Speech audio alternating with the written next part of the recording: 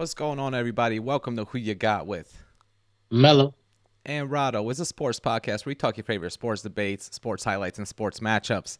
And if you guys are watching right now with us, please make sure you go ahead and click that subscribe button and like the video. We love every single one of you guys, so keep following along with us whenever we talk about all the sports that we got to talk about. Also, guys, I want to tell you that we got a Patreon, and that's the place if you want to ask us any questions about the podcast, or if you guys just want to talk, give us some topics that we can talk about the podcast. That's definitely the place to go, where you guys can write down all your questions or just give some general support. We also have some merch over there. But if you want to get our full merch line, you can go over to our website, right? Oh yes, www.whoyougotpodcast.com. We got everything you need there. Merchandise, blogs, videos, podcasts where you can listen, links to all your favorite platforms where you usually subscribe so you can listen there as well. And obviously links to our YouTube where we have all of our shorts and things like that, as well as our social media. But www.whoyougotpodcast.com is the place to go. Definitely check us out over there. And also, if you guys just want to follow us on our personal pages on Instagram, I'm the Iconic Dude and Mello. Melo the Notorious. That's right. And we had a crazy NCAA tournament this year. It's literally been March Madness. So what are we here to talk about today, Mello? I mean, after a hectic couple weeks, so like you said, March Madness really lived up to its name, and right now we are a few days before the Final Four, and that's what we're here to talk about. A few weeks ago, we came out before the tournament started, let you guys know who our picks were going to be coming out of each region, And uh, now this seems just just laughable. Our picks. all of them, and we actually had good picks to Oh what yeah. everyone thought. But at this point, we had some of the biggest upsets of all time. Yep. 16 seed Farley Dickinson knocking off a number one Purdue, who you had coming out on in one of the I regions. I think the did. South region it was. I did. Number 16 UMBC, shock number one. Oh no, that was in Virginia. That was going back to the last time it Yeah, that happened. was a few years ago. Yep. But we had a number 15.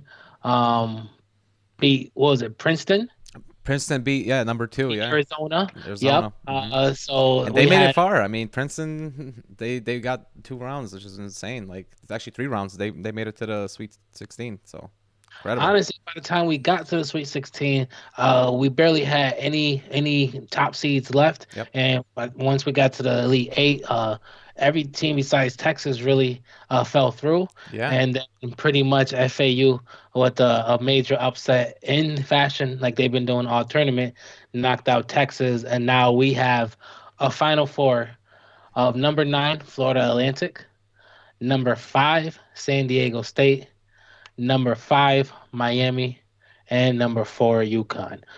Three of which have never even touched a championship game or took home a title ever in the history. And I think the three of them actually never been to the Final Four as well. First time for them. Yeah, So exactly. First time, except Miami. They have been to the Final Miami, Four, yes, but that's the they word. never Yep. been to a championship game. UConn is the only team that's been to a championship game, and obviously those are the old days, Campbell Walker days.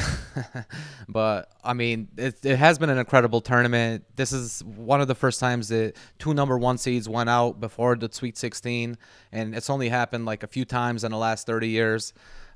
Obviously, no number one seeds in the Final Four, which that hasn't happened since early 2000s, like 2002, I think it was. So, incredible, like upsets. Also, a lot of Cinderellas. Like you said, Princeton was one of them, but I think one of the biggest one was definitely FAU, and also SDU. I mean, San Diego State University. Like nobody in their right mind. I think in all of the brackets, 30 million brackets that were filled on ESPN, only 100,000 picked San Diego State University to make the Final Four. So, and that's probably like literally all the classmates that went to school. It's San Diego, I know. All right, but so it's definitely been incredible. Let's talk about that first game though. UConn Miami should be an incredible game. Yeah, I mean, at this point, when you got it's not just the fact that they have the experience of a school of going to a Final Four, but at this point, UConn has been the tournament's favorite. Not just because of who's left, but at this point, they've honestly dominated throughout the whole run. So they're gonna go up against Miami, who obviously they got to the Elite Eight last year. Not a squad of scrubs, so they definitely gonna put up a good fight, and it's gonna be a battle of two schools that are gonna have a good options on 3 point range, and pretty much who's gonna get hot and who's not. So this is going to be the game for me to watch. Mm, I definitely think that both team have pretty good pieces. Like I said, you got UConn. Their star player is Sonago. He's pretty much a great forward that's dominant on both sides of the ball. Good great rebounder too. rebounder, I I think would he's getting say. Like 7.5. he's Yeah, yeah, balling with the out. 7.5 Yeah. tournament. Like Yeah, yeah. when they played against Gonzaga and Timmy, he was like tearing him up over there.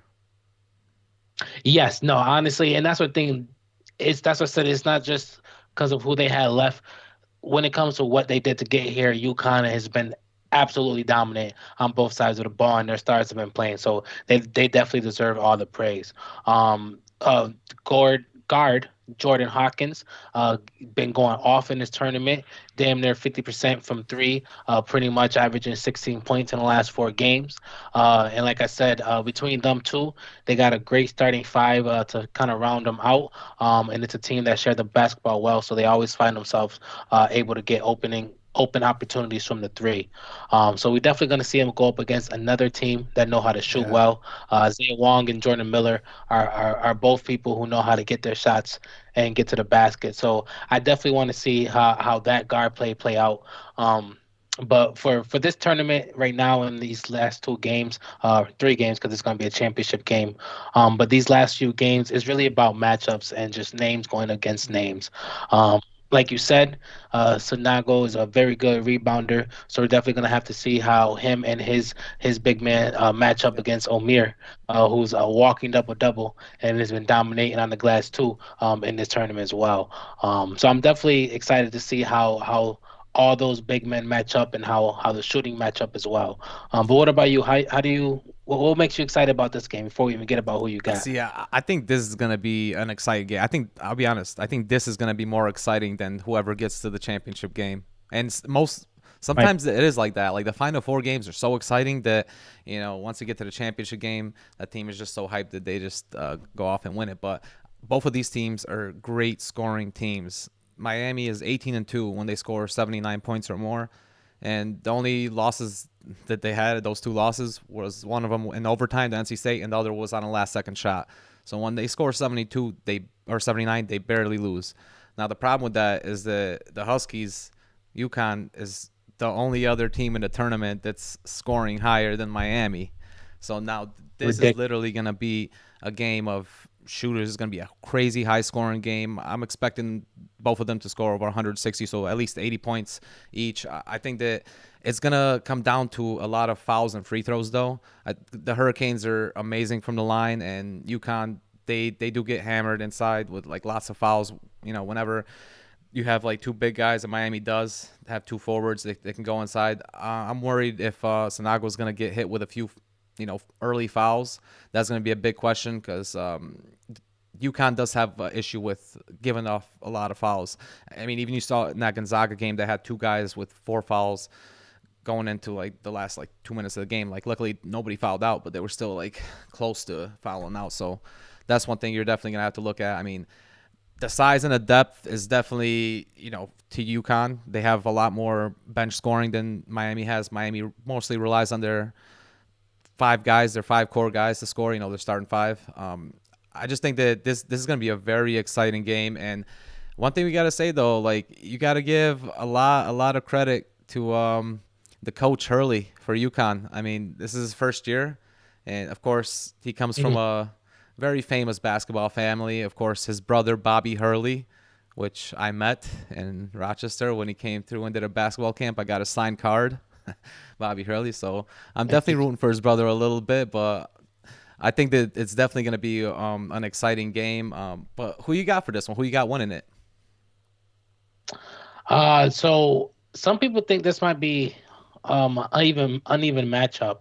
I definitely, like I said, I'm mostly looking forward to Sanago versus Omir. They have no choice but to put Omir on Yeah, Sanago because he's just exactly. you need a big body and someone that could stay in front of him. But like I said, the guard play, Tristan Newton going up against Isaiah Wong, trying to see maybe who they put up against Pack and Miller on Miami Yeah. side. So I'm definitely excited to see the matchups. Like you said, both great shooting teams. Miami doesn't rely on a three, but they've been very good from behind the arc this tournament. And obviously, the question is who can basically stay out of foul trouble because that is a good point. So while the Hurricanes have been doing amazing as an underdog, they stay an underdog here. I actually do believe this is where their underdog story finished. Mm, UConn has been absolutely dominant throughout this tournament. They got five people in the starting five that have been playing absolutely well. Like I said, they pass the ball so well. They shoot 41% from the three. They limit their opponents to under 28%. They're winning rebound battles. They're scraping almost everyone they face, and they're pretty much blowing out everyone in the tournament so yeah. far. At this point, I don't see that Mm. stopping. And Miami, I don't think has a defense to be the one who stops them. Mm. So what's your score for the game? I got UConn winning 84-78. It's Wow. funny that you said the 160 because I definitely do think it's going to be a high Yeah, scoring game. A lot more higher scoring than the next game we're that's for sure. covering for That's sure. for sure. But But yeah, I got UConn winning by 6 points. yeah, I mean, interesting. I do agree that UConn is definitely the better 3 point shooting team, but Miami is really good at defending the three. Also, I don't think that Miami's going to need to rely on their three more because they love going inside. They love, taking a lot of layups, passing the ball inside to their post, and just going from there and try to get those free throws after they try to get layups. I do think that there is going to be foul trouble for UConn, but the question for me is going to be the bench scoring of Miami and the 3 point shooting of UConn. If UConn can score at least 30% from three, and I'm talking about the whole team, if they can go somewhere like, you know, 6 for 18, let's say, 8 for 22, 8 for 24, something like that. If they could score 30%, then I think they have a great chance. But if Miami now, if they can hold that defense, because they're one of the best 3 point defending teams, especially in the tournament, Oh yeah. so they could definitely slow them down. But I don't think they're going to stop them. I think that 3 pointers just win out in this tournament. And when you got a hot team like UConn, like you said, they pretty much ran through this whole tournament. They beat everyone with an average score of 23 points per game, which is insane. The last like 3 games. So that is incredible. And I think that they're just going to keep that going. And I got UConn winning as well. I don't think Miami's going to stop them or slow them down. But I actually got this game. I actually also have it a 6 point game, but my score is 85-79. Okay, off by 1 point. But yeah, I mean at this point, like it's March Madness, so Anything can anyone can win happen. the game, any team can step up. But like, UConn's not playing, man. No, they're being coached good, and like you Yes. said, the 3 pointers, like it doesn't seem like they're having an off game. The one thing about like the tournament, NCAA tournament, if you can get hot at the right moment, then you can like literally be one of the best teams in the nation. And you see that they got hot pretty much at the Big East tournament, and now, going into the tournament right here, they got really hot and they're just beating everybody crazy amount. I don't think it's gonna be like that this game because I do think it's gonna be a little more fouling. So it's going to be a little bit closer, especially in the second half, because I do see both of these teams going in runs. Like one team is going to get a 15 points up. Another team's going to go like 11 points. There's going to be a lot of runs in this game because they can score like that. But at the end of the day, I got UConn. I mean, yeah, I mean, that's what I said in our intro episode into the tournament. Like, the tournament is a games of runs, Mm-hmm. and teams that go the longest or the farthest in the tournament are teams that have defenses that can withstand them runs because everyone's gonna go on a spurt where they're gonna score a Mm. lot, and everyone's face a drought where they can't get the ball in the basket. It's about the defense that plays. And right now, I'll be honest, no one has shown that they can make UConn hit them That's a droughts. good point. That's a good point. Um, And also and that's Miami, really what it's coming down to. and also Miami has A bad defense. A Definitely have bad defense. drought. They're like lower than 100th place in defense right now, which is bad. For a top team like this to be like lower than 100th, that's bad. Like they have a bad defense. But they do defend the 3 well. I will say that. Yeah. No, and they're definitely gonna need it. So honestly, this is gonna be a great game, a good game. But at the end of the day, most people have UConn winning Yeah. the game. But if we learn anything from this tournament, is we can't just depend on the better team to win. At the end of the day, I don't know if this is a stat. Like I really want to look it up, and I try looking it up on my own just because I needed to know. I don't know if we ever had a year where before the round of 32, all brackets were just done for. I mean, I think Before we like even got a the few years ago when sure it that wasn't like 16 won, that definitely messed up a few brackets. When Virginia lost to uh who was it 2 years ago? when oh that was it was Yeah, UMBC. UMBC. That's right. Yeah. So that I think that year like that was pretty early because But even then, some people still had brackets that might have well no chose here's the them, thing though but at this point it wasn't no games before left. that nobody was choosing 16 seeds because they knew it was like impossible like nobody would win it. But after after that happened 2 years ago, now people are starting to choose the 16 seed. So you're getting a few guys that are like they were getting perfect brackets, but you might be right. Like Sweet 16, I think it ended once Princeton got through and they got through the Sweet 16. Like I think most brackets were I gone. would say it wasn't even like I don't. I'm not sure if it was in the round of 64 because I remember just thinking about it. But before the round of 32 was even close to being done, all brackets were done.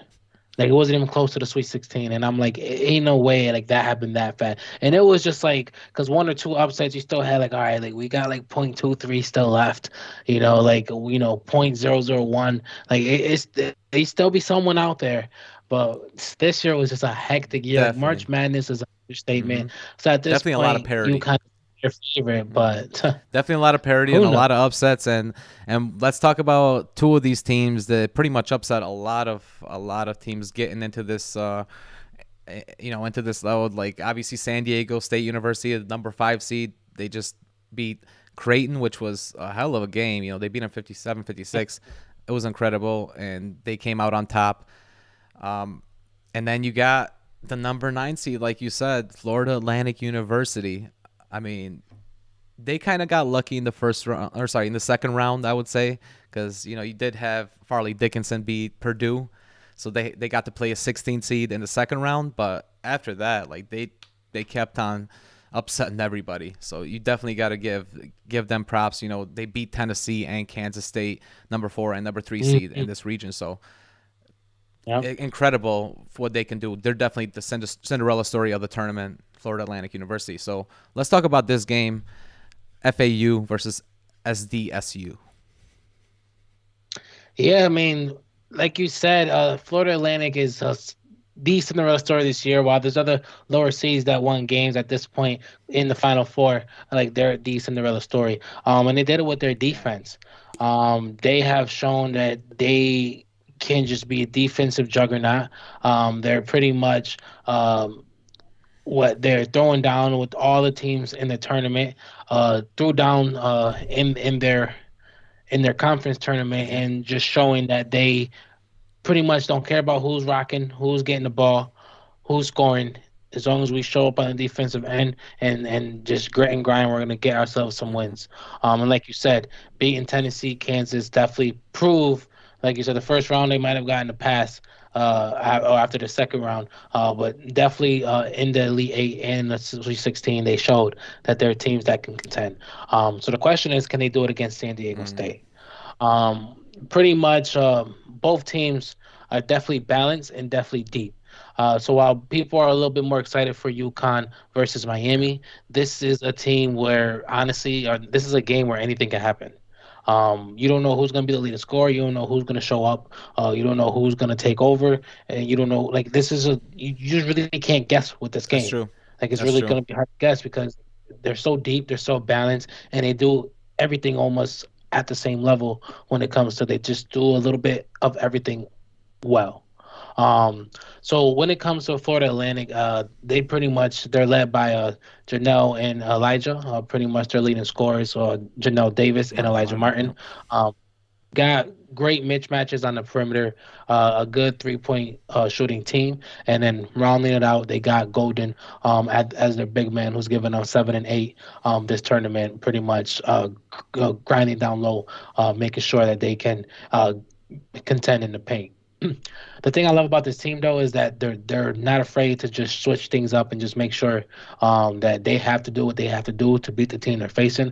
That's why I said both these teams are kind of good at that when it comes to making sure they don't they can find a way to mismatch and do what they need to do. If they got a big man that can Yeah. score, they're gonna feed it to their big man. If they got weak perimeter defense, they're gonna try to shoot on the outside on just pretty much things like that. Sure.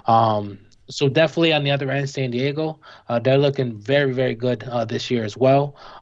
Both teams got A-plus players scoring high levels throughout this tournament. San Diego pretty much is a deep rotation that loves to throw people in, throwing a lot of guards, and pretty much try to shoot you out the gym. Um, Even with all that, they still got a good front court. They great perimeter defense, and I mean prolific perimeter defense. Like they fight over screens, very physical, great athleticism, long arms, and force teams to just shoot trash beyond the perimeter, which is at a Mm. 17%. So I definitely think this is going to be a chess Yep. match. Uh, Owls are going to come out, try to shoot. They're going to have trouble with that. They're going to try to go down low. We're going to have to see pretty much how any of those big men can do anything like Mensa, Johnson, or Leedy, see what they can do against Golden. And then obviously see how the guards kind of react to that and maybe use some high screen pick and rolls, try to get through.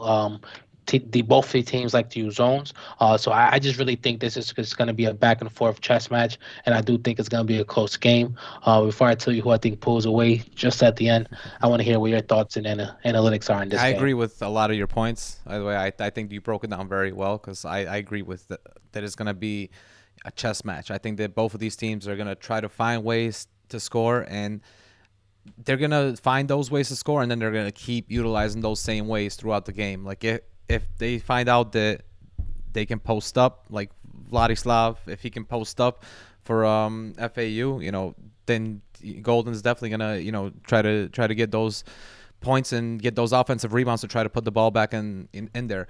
The thing with both of these teams, SDSU and the Florida Athletic University, they're both lower scoring teams, and they Mhm. definitely depend a lot on the mid range shot.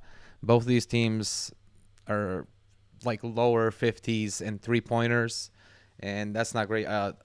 FAU was actually a little bit better than SDSU.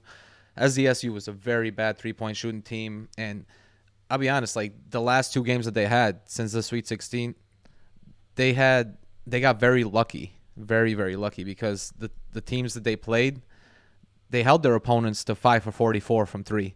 That's 11%. So I don't know if that's a lot. A lot of that is their defense, or if that's just bad shooting from those teams. So you're gonna have to wonder in this game if the Owls, the FAU Owls, can get those 3 point shots and actually make them. Because if they do, then that definitely hurts San Diego State University. I mean, I'll give them this though. FAU, they went through the Conference USA and they just tore everybody up. They're definitely a team to watch. And I'll be honest, I'm surprised that they weren't ranked top 25 this year. They should have in the regular season. They should have been ranked top 25. That's how good they were. They were 33 or 31 and three. They ended up 28 and three before the conference tournament, but incredible season for them. And like you said, it's mostly from their two guys, Davis and Martin, who were pretty much their leading scorers, but they do pass the ball to everybody around there, like you said.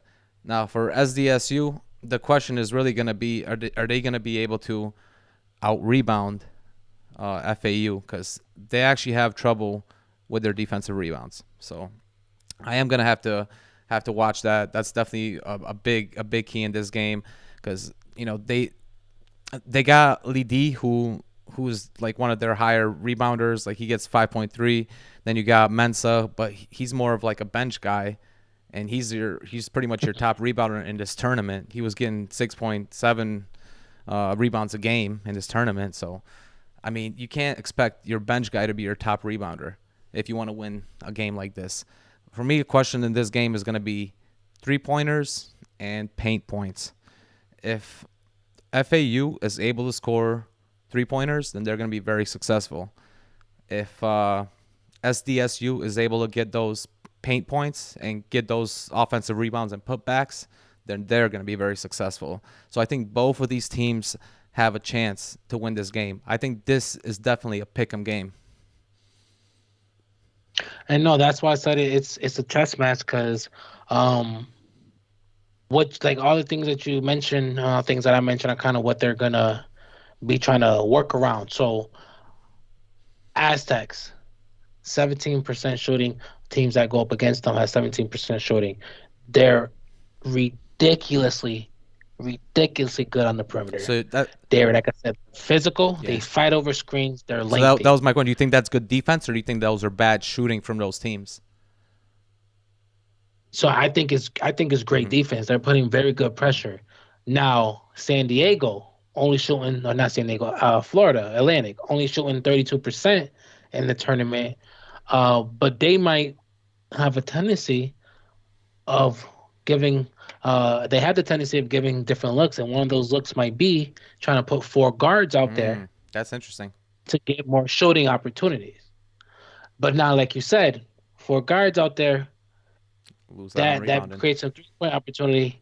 But now, does that help Golden and him when he has to now fight up against Leedy and Mensa? And like you also left out Kashad Johnson. True. He's another good rebounder. All three of them are averaging five or more in this Mm-hmm. tournament. So do you put out more shooters and try to overcome that physicality? Because 17% shooting teams against them, that's ridiculously It good. really is. You're right. It's a combination of both. Them being physical and good defending, and obviously it's a tournament. Some teams just not showing their best. That's where I. But you have to go in that game knowing that that stat is that Mm. stat. Yeah, see, I kind of think that it's definitely a little bit of both. For me, I kind of tend to think a other way. I kind of think it's the tournament, and these teams are kind of getting cold, and they're just shooting cold on SDSU. Now, I'm not saying that they're not good defenders, because Bradley and Trammell, both of these guys have long arms, and they could definitely guard any point guard and literally any shooter. Now, I mean, you saw like I don't know if you saw that game against K State, but when Noel was like playing against Trammell, it was definitely a chess match, but Noel was kind of winning that match. Like he got 30 points in that K State game, so it's definitely you know this that was definitely a challenge. But I do think that if they can actually like they can defend the three like you said. If they could stop Martin from scoring threes, because he's probably the best 3-point shooter on FAU, and you can also put in Rosado, who's a bench player. He's over 40% 3-point shooter. So they got two guys that can score over 40%. If they could stop those two guys, I mean, the bench guy you might not have to worry about as much, but definitely Martin you'll have to worry about. So if they stop him, then they're definitely gonna have some success. But what do you think? Yes, and it also depends on what defense they play. Are they going to stay man? Are they going to switch to zone? Both these teams like to switch to zone. Are they going to switch on the pick and Mm-hmm. rolls? Are they going to try to hedge? Like it all depends on what they're going to do because these two teams are very good at high pick and rolls and making decisions off those high pick and rolls to really force something to happen. So it's definitely a good mismatch to watch. And I do have it a 5 point game. So who you got then? 5-point game, but who? I got San Diego State. Wow. Uh, just being a little bit too defensive, and both of them are great, very great defensively. But honestly, while both of them struggle a little bit, I do believe that San Diego's defense will be the one that overcomes Florida Atlantic, Mm, and just a little bit too rough to come by. yeah, that's interesting, man. About you, who you got? Oof. See, it's tough because looking at Florida Atlantic, they like to pass the ball, but they're so bad at getting assists. Like they like to play that one-on-one ball at times where once a guy passes the ball, they'll hold the ball for like 5 7 seconds of the shot clock and then try to make a move and try to go inside or something. Same with when they pass it inside to to their big men. It's very similar. Like they hold the ball in that post, and there's not a lot of like double teams to go on to the big men, so then they could pass the ball on the outside and shoot the three. So I'm worried about that for them. But now on the other side, I do think that part of what you said is true. Is like they're definitely lengthy on the outside. They're able to, put their hands up as DSU on the three. They definitely are, and they're definitely going to be good defenders. But I think that they're playing a better team than they're expecting. I'm not saying that they're not ready for this team, but I'm thinking that what they think is this is going to be more of an inside game. What I think Florida Atlantic is going to go off and start shooting threes. I do expect them to try to shoot at least 30 threes this game, which is a lot. Usually they average around like 24, 22. That's what they got the last two games, but I think that they're going to try to shoot a lot more threes so then they could try to make more. That's the way that they win this game. And I actually have them winning the game. FAU, I think they're going to take it. I actually got it a 7-point game. Oh, sorry, 8-point game. No, I'm sorry. I got it an 8-point game. I got it 64-56. Wow.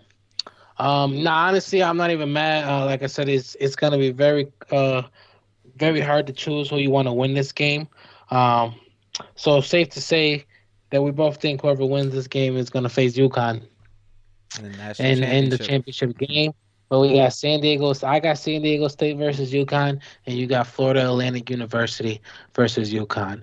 But honestly, for either one of these teams, 5 and 9, it's definitely a hell of a story to make it this far. Both teams in this specific matchup have never even come close this close That's true. before. So both of them being able to do what they do is definitely good to see. So while we won't be like we're not gonna drop an episode, guys, in between the Final Four and the championship game. Yeah, I mean, you only got 2 days So anyways, between those games. But they don't, exactly. surprisingly, they don't give them no times between Final Four and championship game. But No, they don't. They don't. So I figure we'll give you a nice little speed yeah, round of who I you like got. it. 60-second recap. I'll go first. Say San Diego State versus UConn. That's what I think my matchup's gonna be. A little how I think they're gonna do, and then you do yours. San Diego. Oh Jesus. FAU versus UConn UConn. versus Yep. FAU. I know.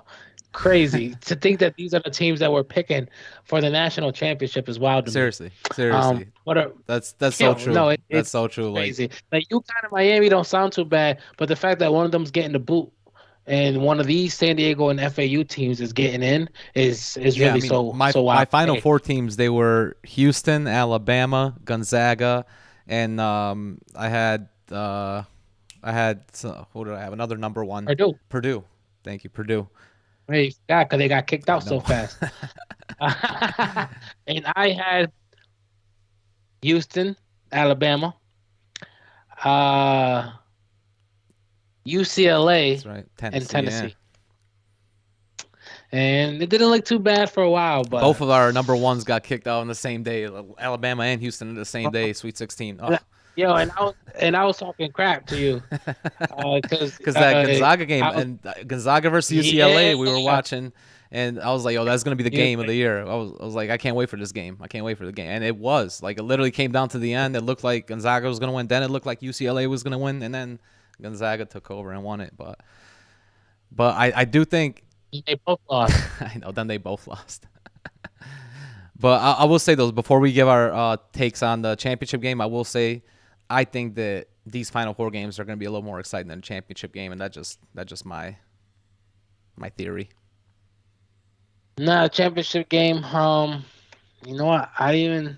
So I'll be honest. I'm just gonna 60 So seconds. yeah, I'm gonna let me know start who you talking. got. I don't know who I'm picking it to win. I'm gonna talk it out as I'm talking, and I don't know the score. Mm. So I'll make that up as well. All right, UConn versus San Diego State. Go. All right. So UConn, obviously, we said completely dominant all year. They're another team that's good defensively when holding their teams to perimeter shots. Not at 17% like the Aztecs, but 27% still doing good, while hitting 41% from the three. So at this point, this is a 3-point matchup we're really going to be looking for. Great defensive team shooting against a hot, prolific team, pretty much on the other end. So we're definitely going to see how they can get away from stopping UConn of scoring the ball that well from perimeter. Aztecs got a lot of big men they could throw at them, but at the end of the day, UConn also share the ball very well. So we're definitely going to be able to see who's going to be able to chess match, overcome, and outpoint their or outwork their opponent when it comes to that matchup. Same thing. San Diego State isn't the best at rebounding, so they might have to throw in a couple more big bodies at that point because at the end of the day, UConn has been very dominant at rebounding the ball on their end as well for these 4 games. So right now, 4 blowout wins for UConn. Let's make it 5. Probably not a blowout win, but if they beat Miami, that'll be 5 wins. Obviously, going into the final game, I got this as a UConn win. UConn being the national championships, beating San Diego State with the score.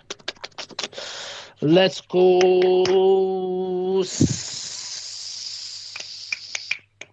74 to 68. No, 74 to 70, 74 to 70. 74-70. Wow, I think it's that's a little bit close. low. Both teams will be too hot. But That's a close one. I think it'll be a That's good. one game. That'd Yeah. be interesting. That would be a that would be a good game then if it's 74-70. I'll be honest. So maybe I could be wrong if that's the score that you got. Then it might be more exciting than the final 4 games. But for my take, I'm gonna give it real quick. I got UConn versus FAU, and this is why I think the champion is gonna be. I'm gonna say it right now. I think UConn is gonna win. I'm sorry. I just think that they had the best tournament so far. They've beaten teams by 21 points. You got Sanogo, who's averaging 16 points a game, almost 10 rebounds a game. Then you got Hawkins, who's Hmm. been balling out. He's still averaging 15. He averaged 16 in the season.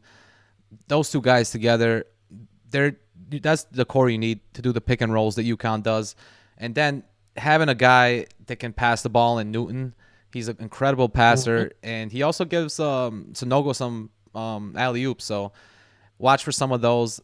I will say the FAU, the way that they can actually keep up in this game is shoot threes. They're going to need to shoot a lot more threes, and that's why I was saying in the previous game, FAU would need to shoot threes as well against San Diego State University. But I think that if they make it to the championship game, they're going to need to shoot a lot more threes as well to keep up in this game. I just don't see them making as many as UConn does. UConn is one of the highest scoring teams in the tournament, and Florida Atlantic is one of the lowest assisting teams in the tournament. So just for those two reasons, I really have this as a blowout. I got UConn winning by 16 points. I got this. Yeah, I got this 77 to 51. Or sorry, 61. What did I say? 77 60, to 61. 77 to Yes, 61. 16 Jesus. point game. Yeah, no. Honestly, yeah, I could see it happening at this point. Um, if FAU does make it to the championship game, I do think that they're the least prepared team to face UConn. Yeah. So definitely, if they do face UConn, I personally don't think it'll be a close game, I man. will agree with you that I think that as the SU matches up better with UConn because of their 3-point defending, I do agree with that. I still think that they're gonna have a problem down low with Sanogo if they do play, but I do agree that that would be a better game than FAU versus UConn. But I just think that FAU has a better matchup Switch your in pick. this. No, switch your pick. Oh, my pick is I'm sticking with my pick. Yeah, no, take it back. Take it Nah, I'm back. not. I'm not taking it back. I just think it's matchups though. I think Florida Atlantic matchups better with SD than they do with UConn because UConn just got two guys like a big guy and a little guy that can play that pick and roll off ball. You know, I just think that especially Hawkins, he can play that off ball like anytime, and even if you give the ball to Sonogo Yeah, for. and he's firing from the three this tournament. 51%. And you know what he reminds me of? Out of 31, He bro. reminds me of Clay. Oh, Well, not his shooting, but just the way he moves around the court. Clay Thompson. You know how he gets on the off-ball screens? He moves around the court like that, goes around the bottom of the basket, and then comes around the top. That's literally what he does, and that's what NBA teams love too. So That's a fact. That's a But fact. So let's go ahead and give a recap. Miami versus UConn. I got UConn winning 84-78. You? I Who you had got? pretty much the same thing, but I had a 85 to 79. All right. Florida Atlantic versus San Diego State. I got San Diego State walking away with that one at 73. Yeah, and I had FAU winning by 7 points. I think mine was 66 to 59, right? I think that was my score. Oh no, I'm sorry. I had an 8 point game, right? I had an 8 point game. That's yeah. I had 64 to 56. I'm sorry. That's Yep. what it was. My bad. No, you're good. You're good. And if both our teams make it to the championship, I got UConn versus San Diego State. I got UConn winning 74-70. And you got I got UConn too, and I just have it as a blowout against Florida Atlantic University. I think they would probably win by 16 points. I got it 77 to 61. nice, nice. But either way, March Madness was an understatement. This was insanity, not madness. Hell of a tournament, man. Hell of a tournament. I'll be honest, I'm a little upset. I was telling Rado before this episode, I'm a little upset that we're even doing this episode because I didn't want to talk about any of these damn teams. I want to talk about the favorites. I want to talk about the ones we love. I wanted to talk about the ones we thought were going to be here. But at the end of the day, that's not what March Madness is. It So sometimes it goes that way, and sometimes you see the stars, in the tournament actually shine. This year, it didn't look like many of the top five picks that are going to get picked in this year's draft shine. I mean, you had Ivy from Purdue who looked terrible like in the first game. I mean, you had Noel who was kind of balling out for a while for K State. He's going to be an NBA player, but he's very short, and teams are kind of starting to like him as a point guard. And then you also had you had a guy for Alabama and Brandon Miller who was didn't play that great. I'll be honest, didn't play that great in the tournament, and he's going to be a top five pick in the NBA draft. So you had a lot of like stars that didn't play as great, and definitely had the underdogs balling out. definitely. And we're going to see pretty much at this point, it is going to be an underdog, even if UConn win. They weren't a clear favorite. So we're definitely going to see some good play and some good games in this Final Four. Definitely. And make sure you guys drop your picks down below. I want to know who you guys think is going to win the final four games, as well as who you think is going to go to the national championship game and win it. We definitely want to check out your guys' takes. We want to know who you guys think is going to take it. You guys got our takes, so please let us know. And if you guys want to check us out on Patreon, that's where you guys can go ahead and you guys could ask us any other questions about the podcast, or if you would like us to do any topics that you guys think that will be good for the podcast, definitely that's the place to go. We have some subscription models for some general support. Then we have other ones where we give you guys some podcast episodes that we haven't dropped anywhere else, as well as merch on the 3, 6, and 9 month subscription model. So definitely check that out, and check out our website for a lot of other stuff we got. Exactly. www.whoyougotpodcast.com. We got all the merch there. You can get links to our YouTube videos. If you don't want to go to the YouTube, we suggest you go to the YouTube and subscribe. Obviously, all of our episodes, same thing. If you want to subscribe, you got links to all the platforms that you usually use. So if you're Apple, Spotify, Google Podcast, Deezer, pretty much anything you could think of, you could subscribe there. And obviously, I've been writing little blogs for our episodes, just kind of giving those who are more visual people a good something to read along with the episodes about what me and Rado said, as well as what we're going over. If it's a fight or something like this, or we're picking a who you got, I'm definitely gonna give some insight on what I think both teams are, both fighters, or both sides are bringing to the table. So definitely give the website a look. It's your one-stop shop for everything. And obviously between that, our social medias, YouTube, Patreon, we're trying to give you guys everything we can. We love all the support we're getting in return. Exactly. And if you guys also want to follow us on our personal pages, I'm at the Iconic Dude on Instagram, and Melo. Melo the Notorious. That's right. So definitely make sure you guys go around and check all those things for us, because we really appreciate you guys following along with us. And we'll definitely give you guys all the sports material that we can, all the sports matchups, all the different, debates. We'll give you all of it. So again, we appreciate you guys for watching this episode, and we'll see you on next episode of Who You Got with Melo. and Rado. Peace, y'all. Peace.